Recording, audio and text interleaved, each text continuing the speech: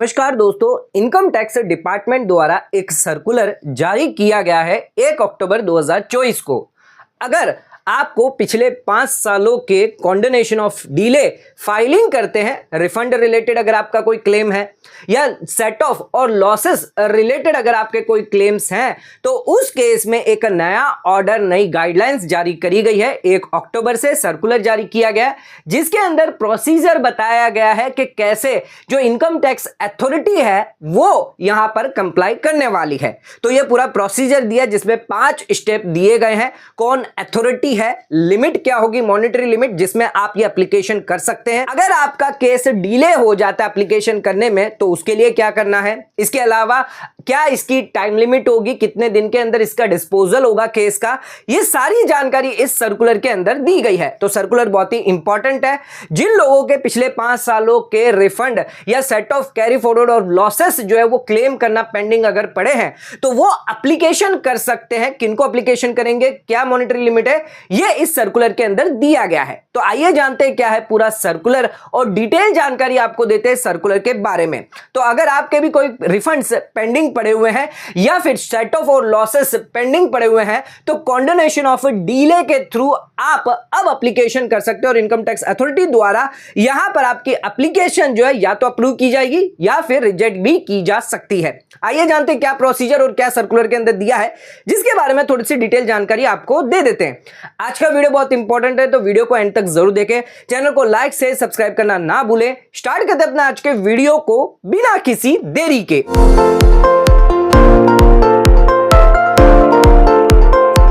दोस्तों आइए स्टार्ट करते हैं अपना आज के वीडियो को और बात करते हैं कॉन्डोनेशन ऑफ डीले। अगर आप फाइलिंग करते हैं, रिफंड क्लेम करते हैं या कैरी फॉरवर्ड और set of losses related application करते हैं तो उस केस में एक नया सर्कुलर जारी किया गया है जिसके अंदर इनकम टैक्स अथॉरिटी को गाइडलाइंस या ऑर्डर जारी किया गया है। सबसे पहले जानते हैं क्या है मॉनेटरी लिमिट, यानी किनको आपको एप्लीकेशन करना है अगर आपका रिफंड सेट ऑफ लॉसेस जो है वो अगर पेंडिंग है जिसके लिए आप एप्लीकेशन कर रहे हैं। तो मॉनेटरी लिमिट कुछ इस तरह है। अगर 1 करोड़ के अंदर का अगर आपका क्लेम है तो उस केस में आपको principal commissioner of income tax या फिर कमिश्नर ऑफ इनकम टैक्स को एप्लीकेशन करनी होगी। अगर आपका क्लेम 1 करोड़ से 3 करोड़ के अंदर है तो उस केस में आपको chief commissioner of income tax को एप्लीकेशन करनी है।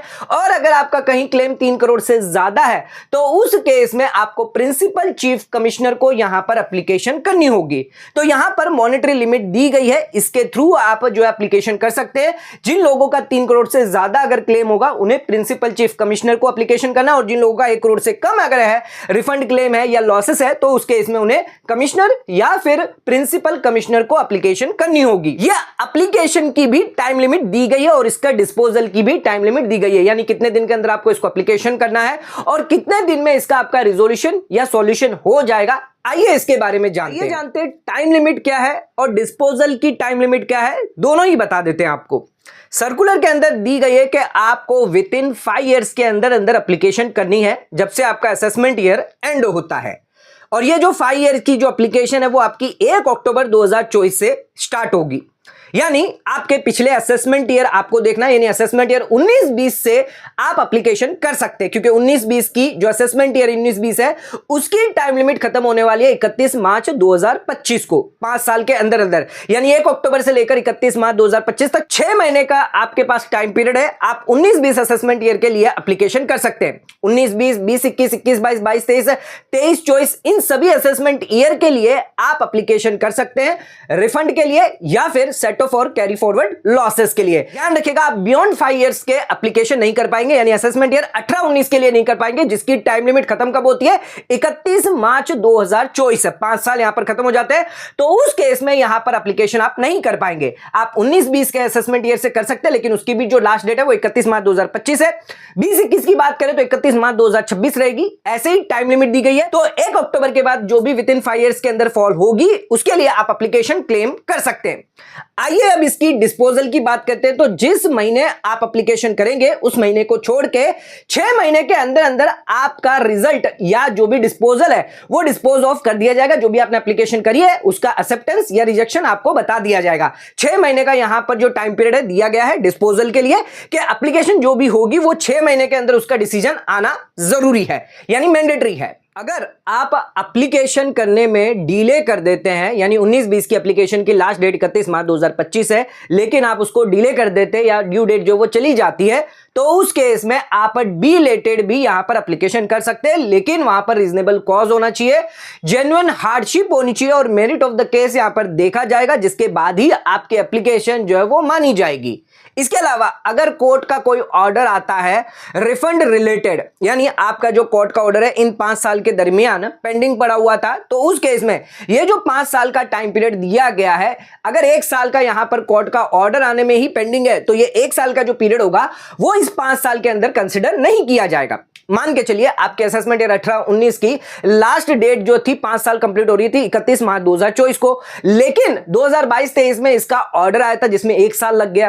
अब क्योंकि 1 साल लग गया तो 1 साल कंसीडर नहीं किया जाएगा, यानी इसकी एप्लीकेशन की डेट बढ़कर कितनी हो जाएगी 31 मार्च 2025 है, यानी अब यहां पर आप 18-19 के लिए भी एप्लीकेशन कर सकते हैं। तो ध्यान रखिएगा, कोर्ट का अगर ऑर्डर आता है तो उस केस में उस ऑर्डर के जो पीरियड है, प्रोसीडिंग के जो पीरियड है जो पेंडिंग पड़ी थी, उसको कंसीडर नहीं किया जाएगा 5 साल के पीरियड में। अब जब कोर्ट का ऑर्डर आ जाता है तो कितने दिन के अंदर आपको एप्लीकेशन करनी है, तो विद इन 6 मंथ के अंदर अंदर आपको एप्लीकेशन करनी है। जिस महीने आपका ऑर्डर है उसके विद इन 6 महीने के अंदर आपको एप्लीकेशन कर देनी है, या फिर फाइनेंशियल ईयर जो है वो अगर खत्म हो जाता है तो वो विच एवर इज लेटर जो भी होगा वो आपको एप्लीकेशन करनी होगी। अगर अक्टूबर महीने में आपका ऑर्डर आ गया तो आपको अप्रैल से पहले पहले एप्लीकेशन कर लेनी है, या तो अप्रैल या मार्च के अंदर।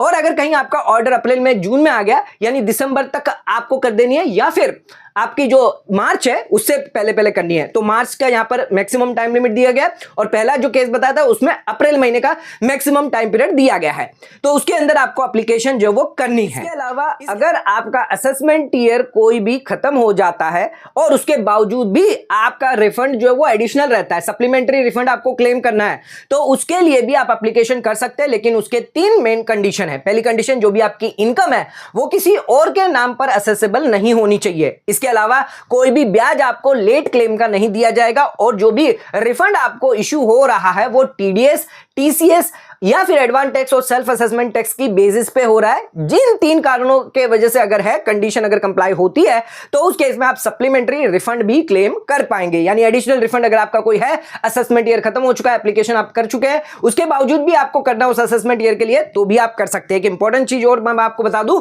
जो भी हमने आपको मॉनेटरी लिमिट बताई थी वो हर असेसमेंट ईयर के लिए है, पूरे 5 साल के असेसमेंट ईयर के लिए नहीं है। यानी हर असेसमेंट ईयर के लिए आपको यहां पर 1 करोड़ से 3 करोड़ के अंदर या 3 करोड़ से अबव है तो वो आपको देखना है। तो दोस्तों ये सर्कुलर जो है सरकार द्वारा जारी किया गया है, जिन लोगों को एप्लीकेशन अगर करनी है इनकम टैक्स अथॉरिटी को, वो यहां पर कर सकते हैं कॉन्डोनेशन ऑफ डिले। अगर उनका कोई रिफंड जो है वो रह गया है या फिर उनका कोई लॉसेस जो सेट ऑफ और कैरी फॉरवर्ड होने रह गए हैं, तो वो ये कॉन्डोनेशन डिले की एप्लीकेशन कर सकते हैं। इस सर्कुलर द्वारा यहां पर पूरा प्रोसीजर दिया गया है। तो दोस्तों आज का ये वीडियो अगर आपको पसंद आया तो इस वीडियो को लाइक शेयर सब्सक्राइब करना ना भूले, वीडियो को ज्यादा से ज्यादा शेयर करें ताकि और लोगों तक इसकी नॉलेज पहुंच सके। आज का वीडियो खत्म करते हैं, धन्यवाद।